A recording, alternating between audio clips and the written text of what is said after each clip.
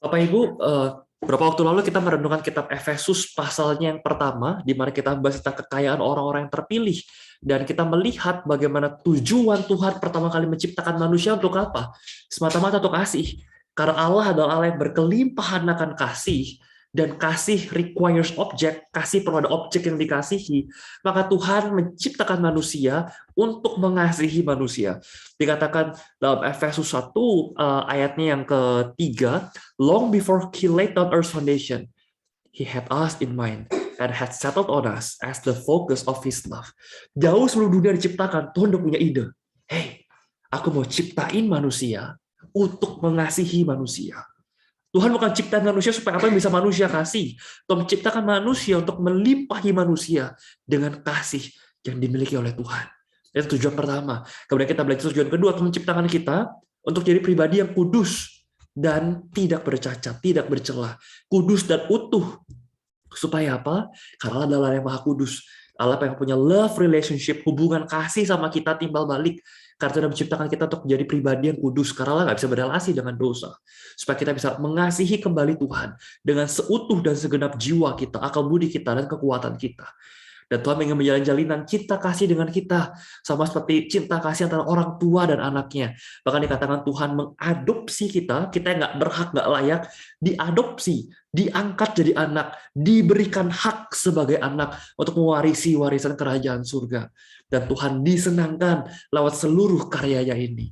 Dan bagaimana kita bisa menerima panggilan tersebut? Kita tahu bahwa kita telah dipilih oleh Tuhan, bahwa Tuhan memilih kita dan menyelamatkan kita dengan cara kita percaya kepada Tuhan Yesus Kristus. Dengan kita percaya kepada Yesus, maka kita menerima keselamatan yang Tuhan berikan kepada kita. Gimana kita bisa percaya tentang Yesus? Ayat 13 menceritakan, kemarin kita belajar bahwa kita bisa terpanggil karena kita mendengar firman. Karena kita mendengar firman kebenaran, maka mendengar Injil, maka iman kita diaktifkan. Iman kita yang tadinya tidur, sekarang diaktifkan, kita mulai percaya kepada Yesus karena mendengar Injil. Karena ada orang yang memberitakan Injil kepada kita.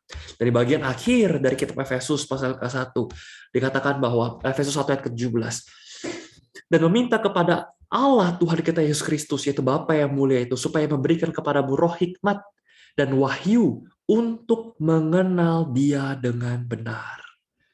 Bahwa setelah kita menerima keselamatan, oke, saya tahu Tuhan pilih saya, Tuhan panggil saya ketika saya dengar Injil, saya tahu Tuhan memberikan anugerahnya bahwa saya sekarang selamat.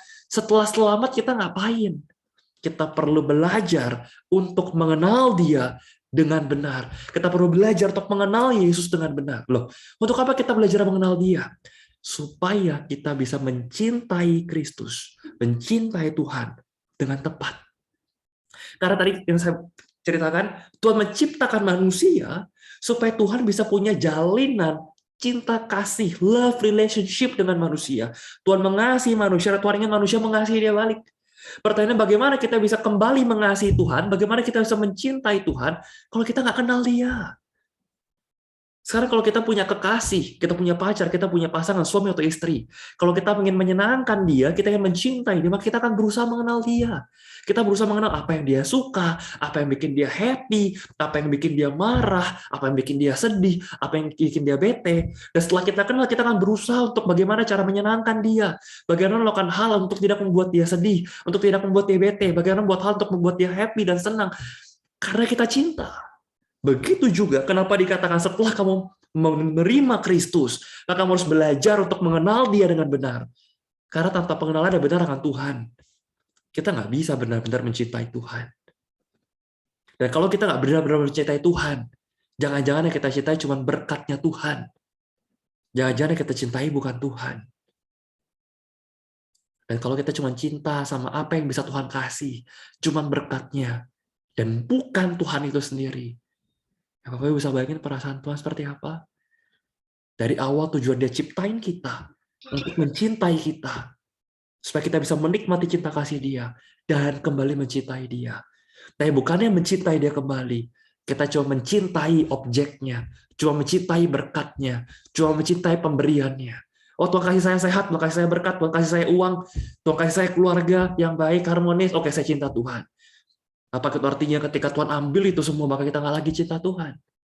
Karena itulah kita perlu belajar untuk mengenal Tuhan dengan benar. Supaya kita bisa mencintai Tuhan kembali dengan benar. Supaya kita tahu apa yang menyenangkan Tuhan. Apa yang manis di hadapan Tuhan. Apa yang berkenan bagi Tuhan. Dan kita bisa melakukannya untuk menyenangkan Tuhan, untuk mencintai Dia. Dan dengan demikian kita memenuhi tujuan kita diciptakan oleh Tuhan. Ayat 18 dikatakan, dan supaya ia menjadikan mata hatimu terang, agar kamu mengerti pengharapan apakah yang terkandung dalam panggilannya, betapa kayanya kemuliaan bagi yang ditentukan dan bagi orang-orang kudus. Kemarin kita belajar bahwa ketika Tuhan telah menyelamatkan kita, nanti kita masuk ke surga, semua dosa, semua kesalahan kita di write off. Gak ada satupun kesalahan dosa yang dihitung. Sebaliknya mereka sudah percaya kepada Kristus, mereka sudah bertobat menerima sebagai juru selamat yang sudah diselamatkan, semua kebaikan, semua perbuatan kasih, semua itu semua dicatat.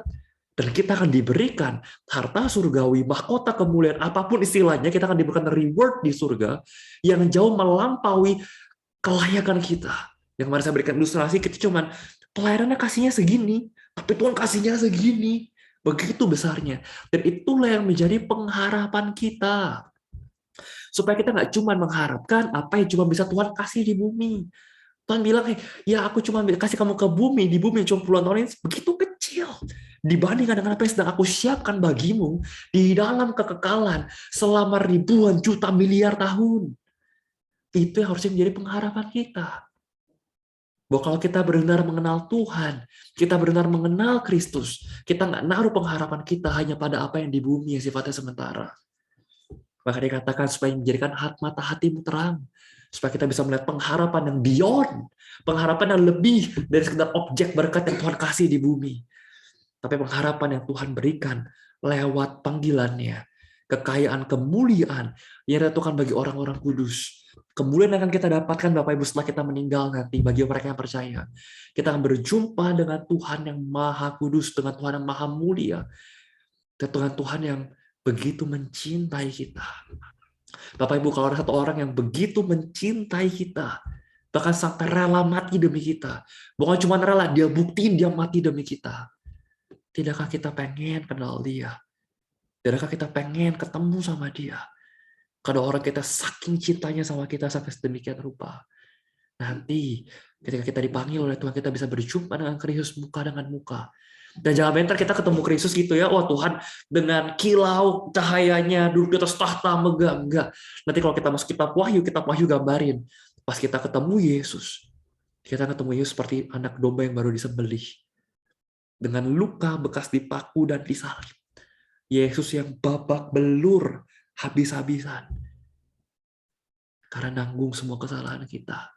Dan pas ketemu Yesus, mungkin kita justru akan terharu dan menangis. Karena kita akan bilang, ya ampun Tuhan, ini tuh harus Tuhan lalui. Supaya aku bisa masuk ke surga, ini harus Tuhan lalui. Raja pencipta alam semesta harus jadi sampai sehancur, sebabak belur ini demi saya. Kita akan bertemu dengan Tuhan yang mulia, muka dengan muka. Kita akan diberikan tubuh yang mulia, tubuh yang baru yang nggak bisa berbuat dosa, yang nggak ada sakit, tubuh yang nggak bisa sedih, tubuh yang nggak bisa lapar, tubuh yang nggak ada ketakutan, tubuh yang sempurna yang mulia, tubuh yang penuh dengan sukacita. Dan kita akan bersama-sama dengan Tuhan tinggal di surganya yang mulia, tempat di mana nggak ada penderitaan, tempat di mana nggak ada sakit penyakit virus, tempat yang begitu indah, begitu luar biasa. Itu yang jadi pengharapan kita. Bukan cuma apa yang di bumi. Dan pengharapan yang diberikan Yesus Kristus mati, bukan cuma supaya kita hidup enak di bumi, bukan. Yesus Kristus mati, supaya kita punya hidup yang jauh lebih enak, jauh lebih luar biasa, jauh lebih nikmat, jauh lebih indah di surga selama waktu yang jauh lebih panjang. Itu pengharapan kita. Itu yang Paulus sampaikan, ingin kita lihat, dan kita taruh pengharapan kita di sana. Sehingga ketika kita mengalami penderitaan, kesulitan, tantangan di bumi, sabar, tahan. Karena itu semua cuma sementara. Kita hidup cuma puluhan tahun. Dibandingkan dengan betapa kayanya kemuliaan yang Tuhan telah sediakan bagi kita di tempat surga yang mulia selama ribuan juta tahun nanti. Masuk Efesus pasal yang kedua, Bapak Ibu. Efesus 2 ayat 1, firman Tuhan berkata, kamu dahulu sudah mati karena pelanggaran-pelanggaran dan dosa-dosamu.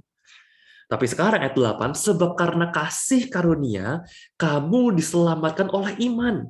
Itu bukan hasil usahamu, tetapi pemberian Allah. Bapak Ibu perhatikan ya, by grace, through faith. Kita diselamatkan kenapa? Kenapa kita bisa selamat? Karena kasih karunia. Kasih karunia itu apa? Itu hadiah, gratis. Bukan karena bukan upah. Kalau upah, itu saya bekerja, lalu saya menerima upah. Artinya, itu adalah imbal jasa balik karena jasa yang saya berikan, karena kontribusi yang saya berikan, karena usaha yang saya kasih. Untuk kita bisa selamat, itu bukan karena usaha kita, bukan karena jasa kita, bukan karena kebaikan kita, tapi semata-mata karena Tuhan yang kasih. Itu kasih karunia, unconditional love, unconditional election. Tuhan memilih kita bukan karena ada yang baik di kita. Bahkan dikatakan, Tuhan sudah memilih kita sejak kita masih menjadi musuhnya Dia. Sejak kita masih membenci Dia. Sejak sebelum kita mencari Dia. Bahkan kalau Tuhan nggak pilih dan memberikan kasih karunia ke kita, gak ada satupun yang mencari Tuhan.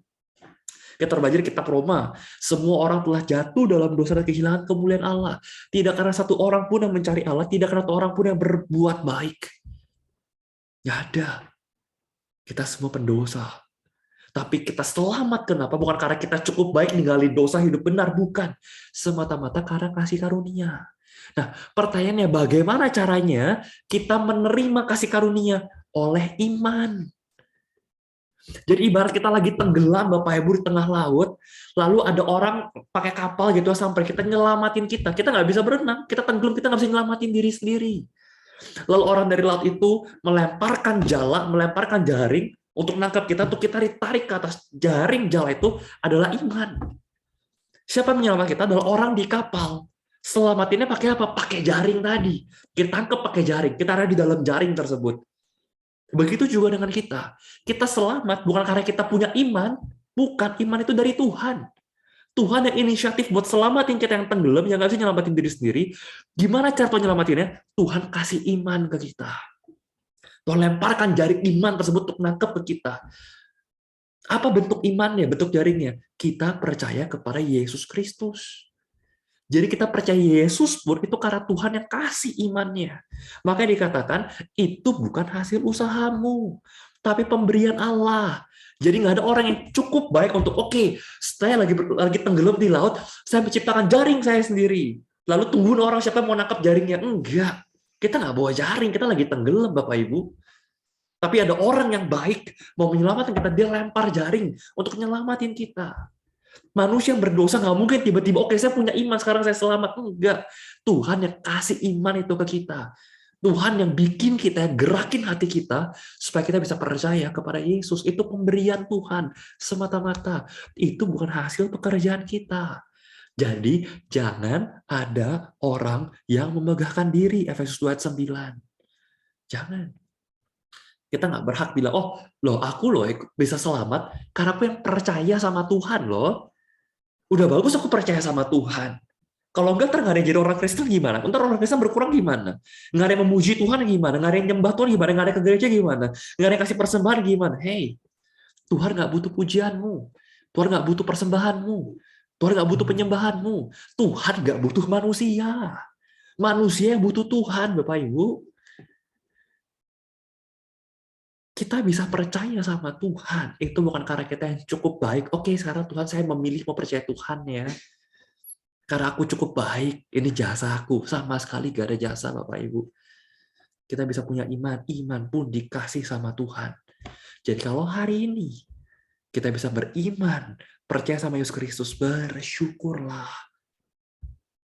Karena mungkin banyak orang yang butuh iman untuk bisa percaya sama Tuhan. Belum tentu mereka punya. Belum tentu mereka dikasih, belum tentu mereka dipilih.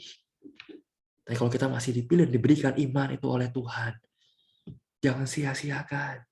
Itu bukan hasil pekerjaan kita. Jangan sombong, jangan memegahkan diri. Ayat 10 dilanjutkan. Lalu apa? Setelah kita diselamatkan karena kasih karunia oleh iman, by grace, through faith, melalui iman, itu bukan jasa kita, lalu apa? Apa yang harus kita lakukan? Oh ya udah, kan bukan jasa kita juga kan?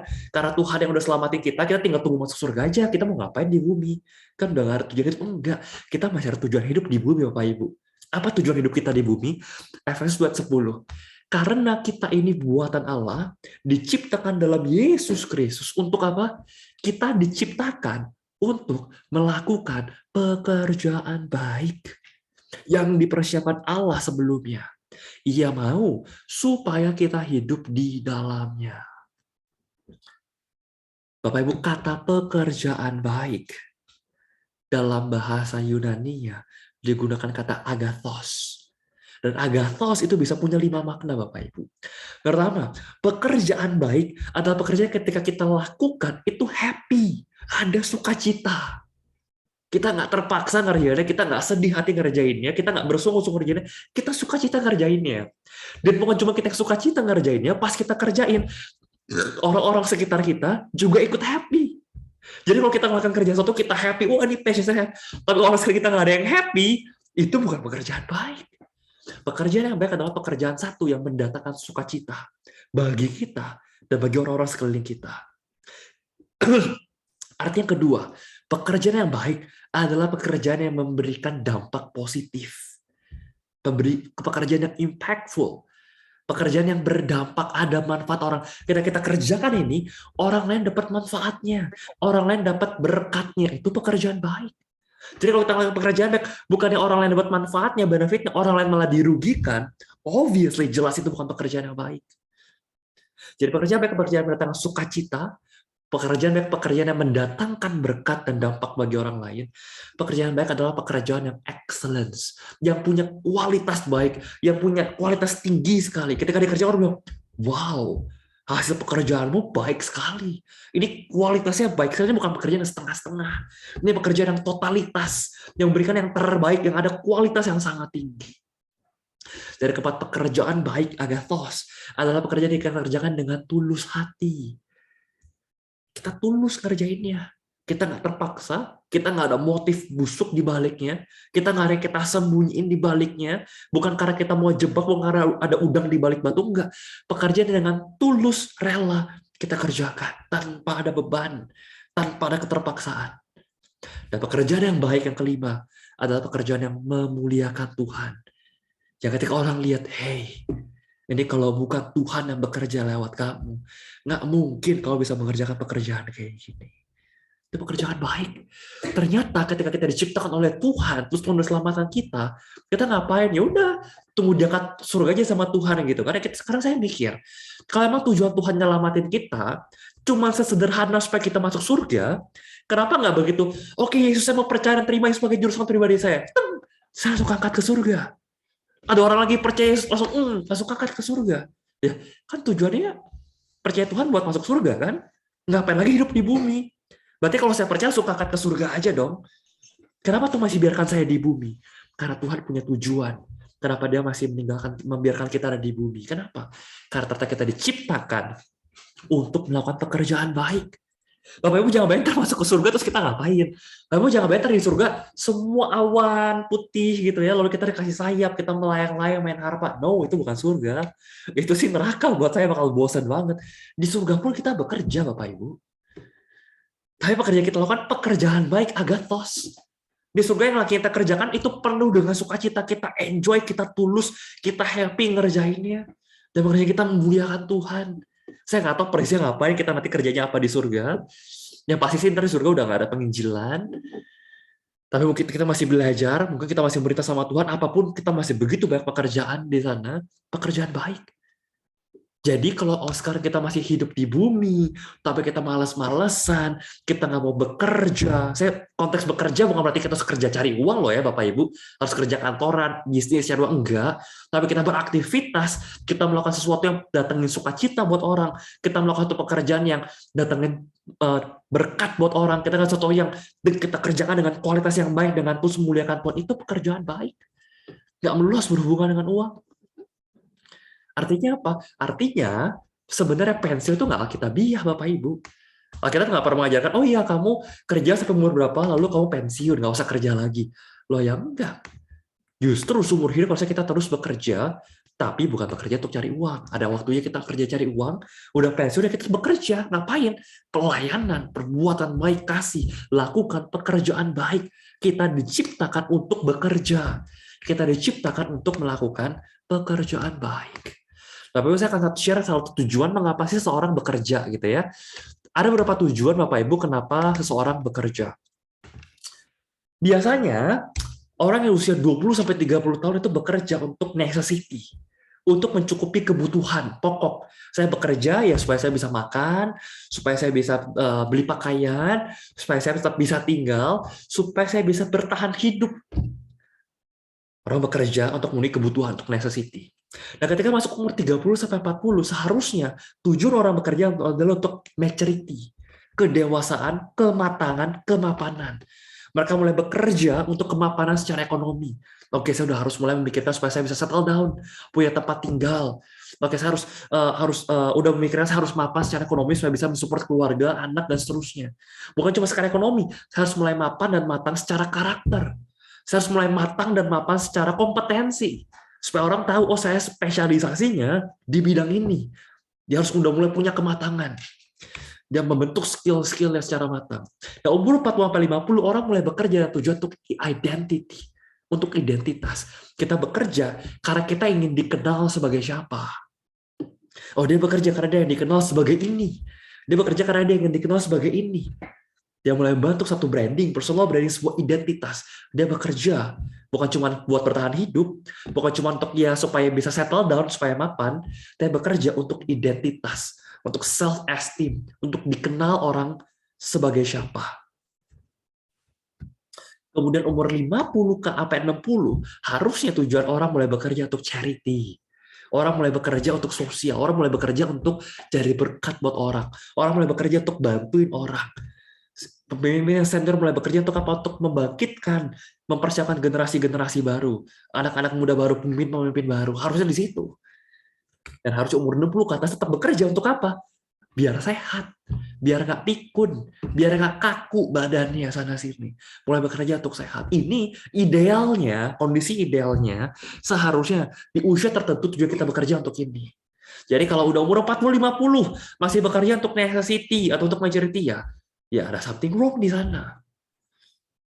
Ketika udah umur 50 sampai 60 masih kerja cari uang aja, pokoknya buat diri sendiri, terus kumpulin diri sendiri, terus udah tua. Mau cari apa? Mau kumpulin harta banyaknya terus apa? Cuma ditinggalin ke anak cucu buat dinikmatin, sendiri juga nggak bisa nikmatin buat apa? Ini saatnya berbagi, ini saatnya nikmatin waktu, ini saatnya bantu orang. Supaya banyak yang mendoakan kita, supaya banyak yang menerima berkat dampak dari kebaikan kita, supaya makin banyak yang menikmati sukacita dari pekerjaan baik kita. Ini tujuan orang bekerja. Tapi jangan lupa, mau usia berapapun kita bekerja, kita harus selalu bekerja untuk eternity, untuk kekekalan. Kenapa? Ingat Bapak Ibu, yang kita kerjakan di bumi cuma puluhan tahun. Tapi apa yang kita kerjakan selama puluhan tahun, itu mempengaruhi dan menentukan apa yang akan kita dapatkan untuk ribuan juta miliaran tahun di dalam kekekalan. Kalau kita bijak, kita pasti akan menggunakan waktu kita sebijak mungkin. Menggunakan waktu kita untuk melakukan pekerjaan baik sebaik mungkin. Untuk kumpulin harta di surga, yang nggak bisa dirusak oleh karat dan ngengat, yang bisa kita nikmati selama ribuan juta miliaran tahun. Karena apa yang kita nikmatin di bumi puluhan tahun itu cuma sementara, cuma sekian kecil, cuma 0,000000001%, bahkan lebih kecil dari itu, dari yang bisa kita nikmatin selama kekekalan di surga. Itu tujuan mengapa kita bekerja. Nah, kita balik Bapak Ibu kepada firman Tuhan. Untuk kita bisa melakukan pekerjaan Allah dikatakan apa? Kita harus hidup di dalamnya. Kenapa? Karena pekerjaan yang akan kita lakukan sebenarnya sudah dipersiapkan Allah sebelumnya. Jadi sebenarnya Tuhan tuh udah punya rencana setelah ciptaan kita, mau kita melakukan pekerjaan apa? Pekerjaan yang baik. Jadi kalau sampai hari ini kita ngerasa bahwa kok saya ngerasa pekerjaan saya nggak berdatangkan sukacita ya. Kok saya merasa pekerjaan saya nggak jadi berkat buat orangnya. Kok saya ngerasa kalau saya kerja ini nggak bisa excellence, nggak bisa kasih kualitas yang terbaik. Kok saya ngerasa pekerjaan saya nggak memuliakan Tuhan. Pertanyaannya adalah, kita udah tanya Tuhan belum? Apakah ini pekerjaan yang memang Tuhan kehendaki untuk kita kerjakan? Karena pekerjaan baik yang bisa mendatangkan sukacita, datangin berkat, kita bisa kerjakan dengan kualitas terbaik. Kalau kita kerja itu bagus banget, dengan tulus muliakan Tuhan. Tuhan udah rencanain. Kalau si A, dia mengerjakan ini, maka pasti hasil pekerjaannya mendatangkan sukacita, jadi berkat, kualitas terbaik, tulus memuliakan Tuhan. Udah Tuhan yang siapin. Maka supaya kita bisa mendapat pekerjaan baik, kita harus hidup di dalam Tuhan. Kita harus tanya Tuhan, kita harus cari di dalam Tuhan. Tuhan, apa yang kau inginkan untuk aku kerjakan? Tuhan, apa yang ingin aku lakukan untuk pelayanan?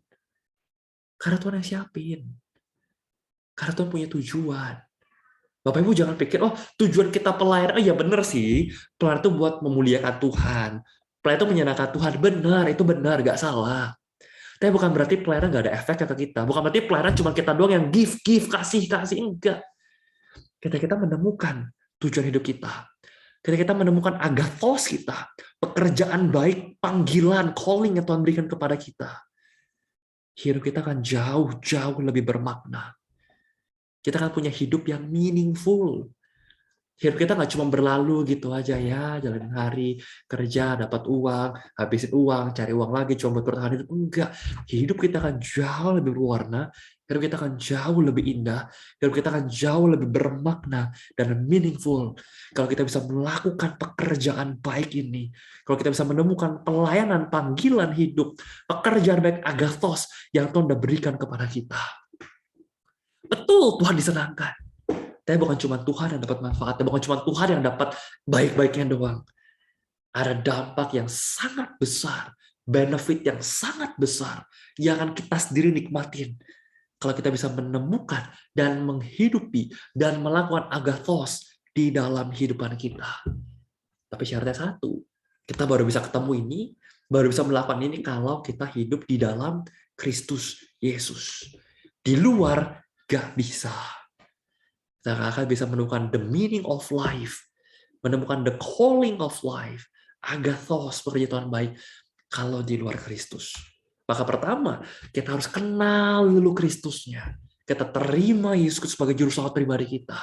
Dan setelah kita kenal, setelah kita terima, kita diperlengkapi oleh Tuhan dengan pengenalan akan Tuhan.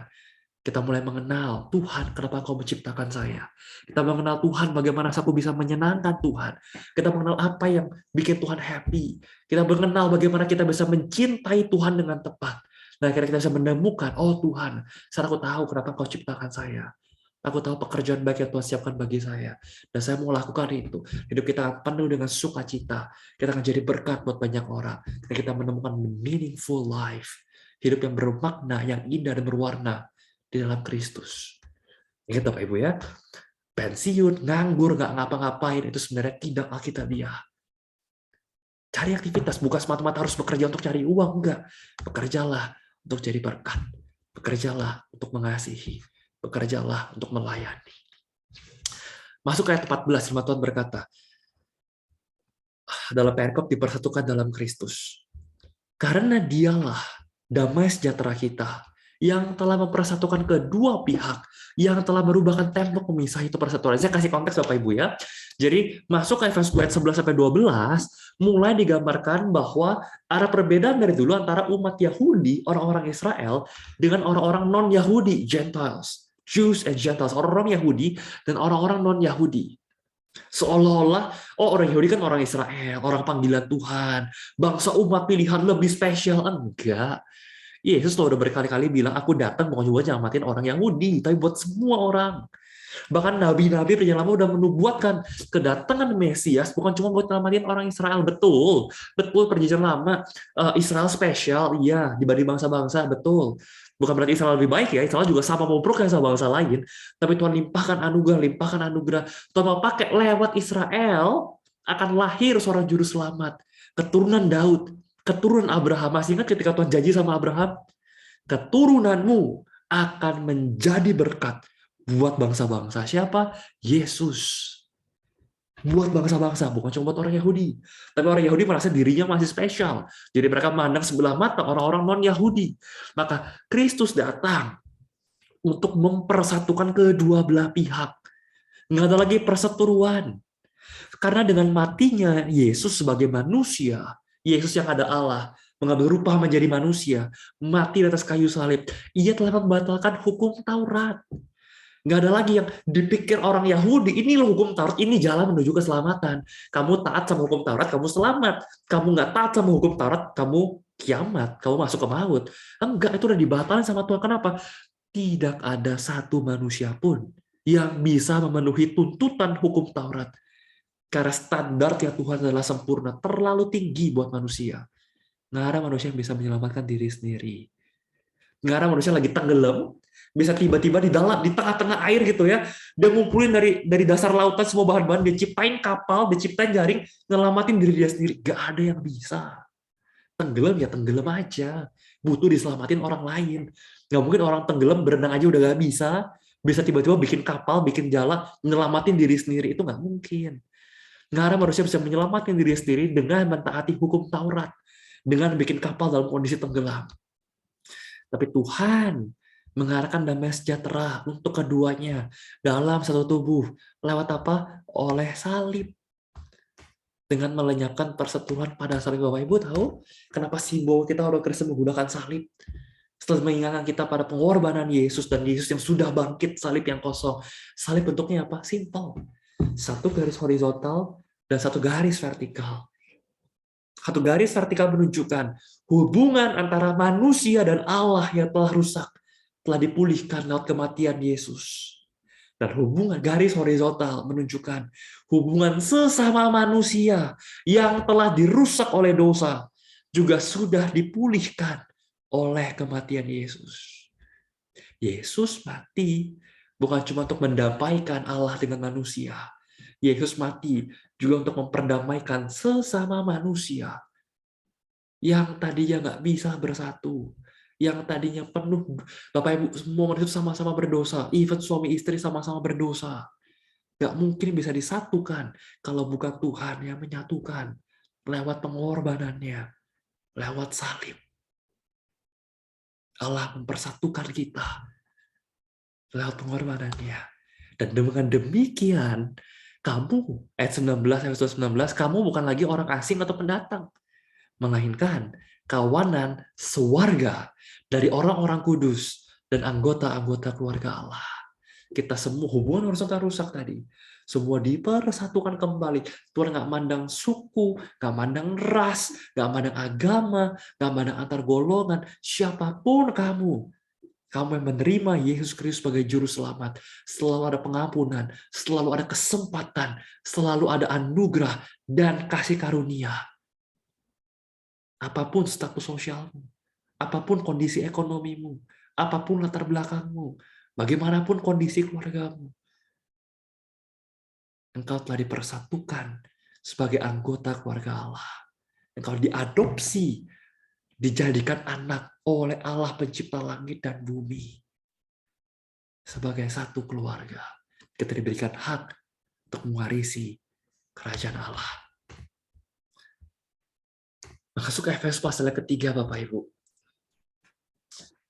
Tuhan punya rencana, disebut dengan God's mysterious plan. Dan rencana Tuhan yang misterius itu di-reveal, dibukakan kepada kita. Saya akan bacakan yang terjemahan bahasa Indonesia dulu, Bapak Ibu. Efesus 3:6. Yaitu bahwa orang-orang bukan Yahudi karena berita Injil turut menjadi ahli-ahli waris dan anggota-anggota tubuh dan peserta dalam janji yang diberikan di dalam Kristus Yesus. Dan dari Injil itu, aku telah menjadi pelayannya menurut pemberian kasih karunia Allah yang dianugerahkan kepadaku sesuai dengan pengerjaan kuasanya. Bahasa Inggrisnya lebih jelas, Bapak Ibu, dikatakan begini. And this is God's plan. Inilah rencana Tuhan. Apa rencana Tuhan? Baik orang Yahudi maupun orang non-Yahudi, baik orang Israel maupun orang suku bangsa agama apapun, suku bangsa apapun, yang percaya kepada Injil akan menerima kekayaan warisan yang Tuhan berikan kepada anak-anaknya secara equal, secara setara. Tuhan nggak pilih kasih. Tuhan nggak, oh iya ya, Tuhan lebih sayang sama orang Israel, Israel kasih lebih. Enggak, sama semua. Semua yang percaya kepada Yesus Kristus, yang menerima Injil, siapapun dia akan menerima keselamatan, diangkat menjadi anak, dan diberikan warisan kerajaan surga. Both are part of the same body. Semua bagian satu tubuh. Semua menikmati janji yang sama. Kenapa? Karena semua adalah milik Kristus Yesus. And by God's grace and mighty power, oleh karena kasih karunia Tuhan dan kuasa Tuhan, Paulus punya privilege, dia punya hak istimewa untuk memberitakan Injil. Memberitakan Injil kepada siapa? Paulus secara khusus dipanggil memberitakan Injil kepada orang-orang non-Yahudi. Yang bahkan awal-awal orang Yahudi berpikir Yesus cuma mati untuk orang Yahudi, bukan untuk semua orang, bukan untuk semua bangsa. Tapi Paulus dapat privilege yang memberitakan Injil bahkan kepada bangsa-bangsa, kepada orang-orang non-Yahudi yang bahkan nggak pernah dengar tentang hukum Taurat, yang bahkan nggak pernah dengar tentang tradisi Yahudi dan apapun itu, tentang Abraham dan tentang apapun itu. Semua orang punya kesempatan yang sama di mata Injil untuk percaya kepada Yesus Kristus dan punya hak yang setara sebagai anak-anak Tuhan. Nggak ada suku bangsa, ras tertentu yang lebih spesial daripada yang lain. Tuhan menyelamatkan kita setara. Ayat 10-11. Supaya sekarang oleh jemaat diberitahukan berbagai ragam hikmat Allah kepada pemerintah-pemerintah dan penguasa-penguasa di surga, sesuai dengan maksud abadi yang telah dilaksanakannya dalam Kristus Yesus Tuhan kita. Di dalam Dia, kita beroleh keberanian dan jalan masuk kepada Allah dengan penuh kepercayaan oleh iman kita kepadanya. Bahasa Inggrisnya lebih jelas. God's purpose in all this, tujuan Tuhan bikin planning, bikin rencana bahwa nantinya bahwa orang Yahudi, non-Yahudi, orang semua bisa selamat dengan terima Injil. Tujuannya apa sih di balik rencana Tuhan ini yang di-reveal rencana misterius ini? Tujuannya adalah untuk menggunakan gereja sebagai display untuk menunjukkan betapa kayanya, betapa rich, betapa ragamnya, kayanya hikmat bijaksana Tuhan itu siapa? Kepada makhluk-makhluk spiritual lainnya. Bapak Ibu tahu, kita semua tahu bahwa semua penciptaan manusia itu menciptain spiritual being, penciptaan malaikat. Tapi ada satu malaikat yang akhirnya memberontak dan membawa sepertiga malaikat untuk ikut memberontak kepada Tuhan. Yang kita kenal dengan setan, iblis, apapun itu istilahnya. Mereka berusaha untuk melawan Tuhan. Dan mereka nggak bisa terima ketika Tuhan memilih untuk menyelamatkan manusia. Manusia sama-sama jatuh sama dalam dosa kok. Mereka juga jatuh dalam dosa. Kenapa manusia diselamatkan? Kenapa mereka tidak diselamatkan? Semua semata-mata anugerah. Tapi mereka nggak bertobat. Mereka nggak pernah mau terima Tuhan. Meskipun mereka lihat Tuhan secara langsung, kayak kita nggak bisa lihat Tuhan. Tapi mereka memilih untuk memberontak. Mereka memilih untuk menjatuhkan manusia. Dan mereka pikir mereka menang. Mereka pikir ketika Yesus di atas kayu salib, wah akhirnya mereka bisa mengalahkan anak Allah yang hidup. Anak dari Raja Pencipta, alam semesta, dan bahkan alam yang tidak bisa kita lihat, spiritual realm. Mereka pikir mereka menang. Mereka pikir mereka bisa bikin Adam dan Hawa jatuh dalam dosa. Wah, akhirnya kita bisa menggagalkan rencana Tuhan. Kita bisa mengecewakan Tuhan. Karena Tuhan yang begitu cinta sama manusia, tapi manusia memberontak sama Dia. Gak bisa. Pada akhirnya keselamatan yang Tuhan berikan kepada kita, dan bukan keselamatan hanya bagi golongan tertentu, tapi bagi semua orang yang menerima Injil, itu justru akan mendisplay, memamerkan, menunjukkan betapa kayanya bijaksana Tuhan. Ditunjukkan siapa? Ke penguasa-penguasa tadi. Dengan istilah bagi spiritual being, makhluk spiritual tadi, yang berontak terhadap Tuhan. Bahwa Tuhan nggak pernah gagal. Sekalipun mereka berusaha gagalin rencana Tuhan dari manusia, pertama ciptaan Allah udah digodain kan, makan buah, jangan percaya sama Tuhan.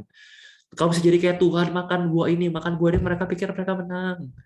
Mereka pikir Yesus mati di kayu salib, wah mereka menang, bisa bunuh Tuhan. Mereka kalah. Yesus menunjukkan justru yang diselamatkan bukan cuma 1-2 orang, Adam dan Hawa. Ada begitu banyak umat manusia yang Tuhan selamatkan, yang percaya di dalam Injil. Karena itulah, karena kita punya iman di dalam Tuhan, kita bisa datang dengan keberanian ke hadapan Tuhan. Karena kita berpegang pada janji Tuhan. Kita berpegang pada iman. Ibarat tadi kita dilempar aja, kita tenggelam, ada kapal yang nyelamatin kita dilempar jaring, kita bisa berpegang pada jaring itu. Untuk kita nggak lagi terjatuh ke dalam laut, untuk kita nggak lagi kehilangan keselamatan kita. Kita tahu, kita udah belajar kemarin, sekali selamat, Sekali percaya Tuhan, seumur hidup kita selamat. Keselamatan kita nggak bisa hilang. Kenapa? Karena keselamatan bukan dari jasa kita. Oh, kalau saya lagi percaya Tuhan, saya selamat. Entah kalau saya udah nggak percaya, keselamatan saya hilang. Enggak. Kita selamat, kita percaya itu pun Tuhan yang kasih. Keselamatan kita nggak bisa hilang. Karena kita bisa punya keyakinan, kita punya keberanian, kita punya iman, kepercayaan yang penuh sama Tuhan. Kita bisa datang kepada Tuhan karena kita punya keselamatan. Yes, kita bisa jatuh dalam dosa, tapi dosa tidak membatalkan keselamatan kita. Kita tidak kehilangan keselamatan kita. Kita bisa selalu balik untuk terima Tuhan. Kita bisa punya keberanian. Sekalipun kita kecewain Dia, Tuhan gak pernah ninggalin kita. Sebesar itulah kasih Tuhan kepada kita. Sebab itu kata Paulus, aku minta kepadamu, supaya kamu jangan tawar hati melihat kesesakanku karena kamu. Karena kesesakanku ini adalah kemuliaan. Paulus bilang, oke aku menderita bagi pelayanan. Dan kami nggak usah sedih, nggak usah tawar hati. Aku menderita karena Kristus. Kita udah baca kemarin di kitab Korintus, Paulus mengatakan, justru dalam kelemahanku lah, kuasa Allah nyata sempurna. Justru ketika aku lagi susahnya, justru aku mengalami Tuhan lagi deket-deketnya. Justru ketika aku lagi nyaman-nyaman aja, aku nggak ngerasa Tuhan deket. Justru semakin aku susah, semakin aku sesak, semakin aku menderita. Disitulah aku bisa menikmati kuasa Tuhan yang semakin nyata di dalam kehidupanku. Dan Paulus dengan doa, Paulus mengatakan, aku berdoa supaya ia, Tuhan, menurut kekayaan kemuliaannya, menguatkan dan meneguhkan kamu oleh rohnya di dalam batinmu. Sehingga oleh imanmu, Kristus diam di dalam hatimu. Dan kamu berakar serta berdasar di dalam kasih. Ciri-ciri orang yang memiliki Kristus tinggal di dalam hatinya apa? Berakar serta berdasar di dalam kasih. Iya, kita diselamatkan. Iya, keselamatan kita nggak bisa hilang setelah kita terima Kristus. Dan kita masih hidup di bumi untuk melakukan pekerjaan baik, untuk menemukan dan menghidupi pekerjaan baik. Kita perlu kenal Tuhan untuk itu. Tapi apapun, kita lagi proses mengenal Tuhan, lagi proses mencari pekerjaan baik, lagi menghidupi pekerjaan baik kita. Ingat, akar kita, identitas kita sebagai orang Kristen adalah kasih. Itu kenapa ketika Yesus tanya, Yesus apa yang paling penting dari seluruh hukum Taurat? Apa sih inti kekristenan? Yesus nggak mengatakan, oh ini loh 5 langkah menuju surga. Ini ada 5 rukun yang harus kamu ikuti. Ini ada 5 perintah, kamu harus pergi ke Israel dan seterusnya. Sedekah. Enggak, Yesus mengatakan apa? Ini yang terutama. Love God and love people. Kasihilah Tuhan Allahmu dan kasihilah sesamamu. Semua hukum Taurat, semua kitab para nabi, perjanjian lama, perjanjian baru, intinya satu, kasih. Itu yang menjadi identitas kita sebagai orang Kristen. Itu yang membedakan kita dengan orang-orang yang tidak mengenal Kristus. Iya, kita bisa jatuh dalam dosa. Iya, kita bisa berbuat salah. Tapi jangan sampai pernah kehilangan kasih dalam diri kita. Kasih untuk Tuhan. Kasih untuk sesama. Iya, hidup kita bisa susah. Iya, hidup kita bisa nggak nyaman. Iya, hidup kita bisa menderita. Tuhan nggak pernah janji kalau ikut Tuhan semua nyaman, semua lancar. Tapi sesusah apapun hidup kita harus hidup berakar dan berdasar di dalam kasih. Ayat 18, aku berdoa supaya kamu bersama-sama dengan segala orang kudus dapat memahami betapa lebarnya dan panjangnya dan tingginya dan dalamnya kasih Kristus. Dan dapat mengenal kasih itu, sekalipun ia melampaui segala pengetahuan. Aku berdoa supaya kamu dipenuhi di dalam seluruh kepenuhan Allah. Bapak Ibu ingat tadi tujuan awal kita diciptakan Tuhan apa? Untuk menjadi fokus dari kasihnya Dia. Kita diciptakan Tuhan untuk menikmati cinta kasih Tuhan. Jadi kalau sampai hari ini kita mengaku kita Kristen, tapi kita belum benar-benar menikmati betapa lebarnya, panjangnya, tingginya, dalamnya kasih Kristus. Ada yang salah. Ada yang salah. Apakah Kristus yang kita kenal, itu benar Kristus sejati yang ingin dikenal oleh kita? Atau yang kita kenal sebenarnya berkatnya Kristus? apa yang bisa Kristus kasih, dan bukan Kristus itu sendiri. Karena kalau kita sudah benar-benar mengenal kasih Kristus, gak mungkin hidup kita sama lagi. Kalau kita benar-benar mengasihi Kristus, gak mungkin kita gak tersentuh untuk kembali mencintai Dia. Dan gak mungkin kita gak tergerak untuk juga mengasihi orang lain. Kalau kita benar-benar menikmati kasih Kristus, kita juga pasti pengen orang-orang yang kita kasihi, orang-orang yang kita sayangi, bisa ikut menikmati kasih itu. Kita pasti pengen mengenalkan mereka kepada Kristus, supaya mereka juga bisa ikut menikmati betapa panjang dan lebar dan tinggi dan dalamnya kasih Kristus. Itu dikatakan, bagi Dialah yang dapat melakukan jauh lebih banyak daripada kita doakan atau pikirkan, seperti yang ternyata dan dari kuasa yang bekerja di dalam kita. Tapi saya pribadi suka banget dengan terjemahan bahasa Inggrisnya, dikatakan seperti ini. God can do anything, you know. Tuhan bisa melakukan apapun, tahu gak sih? Jauh daripada yang pernah bisa kita bayangkan, atau imajinasikan, atau pikirkan, atau even kita minta, bahkan dalam mimpi kita yang paling liar sekalipun. Bapak Ibu pernah minta sesuatu sama Tuhan, aku rindu untuk bisa minta ini. Hei, aku bisa kasih kamu segini. Kita minta sihir, Tuhan bisa kasih segini. Yang Tuhan mau kasih ke kita, yang terbaik yang Tuhan sedang simpan mau kasih ke kita, itu jauh lebih besar daripada yang bisa kita pengen, yang kita bisa bayangin, yang bisa kita pikirin, yang bisa kita minta. Jauh lebih besar. Tapi yang kita minta selama ini cuma yang kecil doang. Yang kita pikirin yang enak, yang kita pikir baik buat kita. Itu ibarat kita punya anak ya gitu ya Bapak Ibu ya. Kita pengen ajak dia ke Disneyland untuk main, tapi dia nggak mau, dia cuma mau pergi ke tempat main di taman. Karena dia tahu cuma itu yang di taman. Oh, di taman udah enak loh. Bisa main perosotan gitu kan, bisa manjat. Itu udah enak. Padahal orang tua mau ngajak dia ke Disneyland. Yang konon katanya, ya tagline-nya the happiest place on earth, tempat paling happy di dunia. Tapi anak ini nggak ngerti. Anak ini nggak mau, dia rela. Enggak, aku cuma mau pergi ke taman, aku mau pergi ke taman. Aku nggak mau ikut papa, mau pergi. Bisa gak sih kita belajar untuk percaya sama Tuhan? Percaya sama apa yang mau Tuhan kasih buat kita. Jangan cuma ngotot mau, Tuhan aku maunya ini. Aku mau Tuhan kasih aku ini. Lo Tuhan bilang, ya aku bisa kasih kamu itu, tapi ini terlalu kecil. Ya aku mau kasih ke kamu jauh lebih besar daripada yang kamu minta, doakan dan pikirkan. Kamu cuma perlu percaya sama aku dan ikutin aku.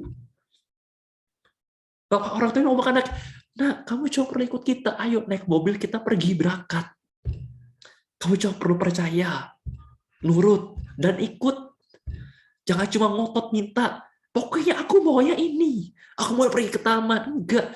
Tuhan udah siapin yang jauh. Orang tua anak ini udah nyiapin yang jauh. Lebih luar biasa. Daripada anak ini bisa bayangin. Anak ini mungkin dulu aja nggak pernah pergi. Dia nggak bisa bayangin Disneyland itu kayak apa. Nggak kepikiran sama dia. Dia cuma mikirnya ya udah main taman aja udah happy. Ya seringkali itu kita Bapak Ibu. Kita cari Tuhan. Cuma supaya Tuhan ngabulin apa yang kita minta. Tuhan bilang enggak.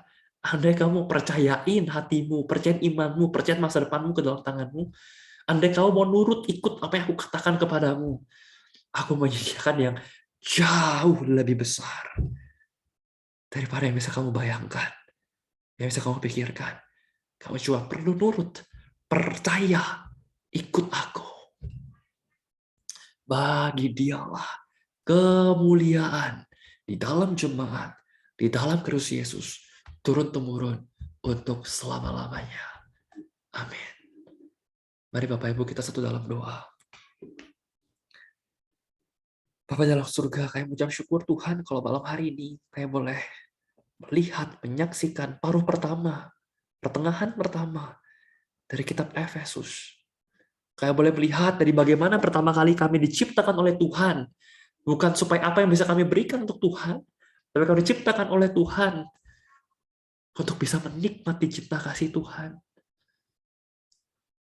Tuhan, kau menciptakan kami untuk mengasihi kami.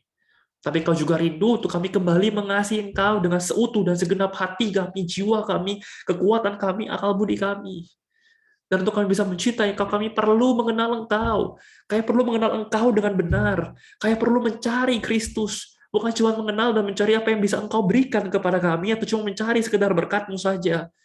Kami perlu mengenal apa yang membuat Engkau happy, apa yang menyenangkan Tuhan, apa yang manis di hadapan Tuhan, apa yang berkenan di hadapan Tuhan. Kami rindu untuk mengenal itu semua, supaya kami bisa mencintai Engkau dengan lebih tepat lagi. Kami bisa mencintai Engkau dengan lebih efektif lagi. Kami bisa terus-menerus menyenangkan Tuhan dengan hidup yang berkenan di hadapan Tuhan. Dan Tuhan, kalau hari ini kami masih Tuhan izinkan hidup di bumi, kami nggak langsung diangkat ke surga setelah kami percaya. Kami tahu Tuhan mempersiapkan suatu pekerjaan baik untuk kami. Dan kalau di akhir kami masih bergumul, kami rindu untuk menemukan panggilan tersebut, untuk menemukan agathos tersebut, pekerjaan baik yang Tuhan siapkan bagi kami. Tuhan, tuntun kami untuk boleh mencarinya di dalam Kristus. Tuntun kami untuk boleh lebih dekat lagi kepada Tuhan, untuk dengar-dengaran kepada Tuhan, untuk mencari Tuhan, mencari jawaban dari Tuhan, untuk dituntun dan dipimpin oleh Tuhan. Saya boleh menjalani hidup yang bermakna, hidup yang berwarna, hidup yang indah. Karena apa yang kami kerjakan bukan hanya untuk uang. Kami bisa mengerjakan, membawa sukacita. Kami bisa jadi berkat buat banyak orang. Kami bisa menghasilkan kualitas karya-karya yang berkualitas tinggi. Kami mengerjakan tanpa beban. Kami nggak mengerjakan dengan frustrasi dan stres. Dan kami bisa mengerjakannya untuk kemuliaan Tuhan. Kami rindu Tuhan. Dan ketika kami mau setia ikut Tuhan, Tuhan tolong kami. Ampuni kami kalau seringkali kami berpikir kecil, berpikir picik. Kami hanya cari Tuhan untuk minta sesuatu sama Tuhan. Padahal Tuhan sudah menyiapkan yang jauh lebih besar daripada yang bisa kami bayangkan. Tapi seringkali kami nggak percaya. Seringkali kami nggak nurut. Seringkali kamu nggak mau ikut Tuhan. Kami maunya Tuhan yang ikutin kemauan kami. Seolah kami jadi Tuhannya Tuhan. Ampuni sikap kami Tuhan. Ajar kami untuk tunduk. Ajar kami untuk takluk. Ajar kami untuk fokus, setia, untuk mengenal Tuhan, untuk dengar-dengaran kepada Tuhan, untuk nurut, setia, ikuti Tuhan. Dan kami percaya Tuhan Engkau menyediakan yang terbaik, jauh lebih baik daripada yang bahkan bisa kami bayangkan sekalipun Tuhan. Tuhan tolong kami. Tuhan tuntun kami. Kami menyerahkan hidup kami ke dalam tangan-Mu. Bentuklah agar bisa menjadi serupa dengan kehendak-Mu. Di dalam nama Tuhan Yesus Kristus, kami telah berdoa. Kami bersyukur untuk firman-Mu malam hari ini. Dan kami berserah. Amin.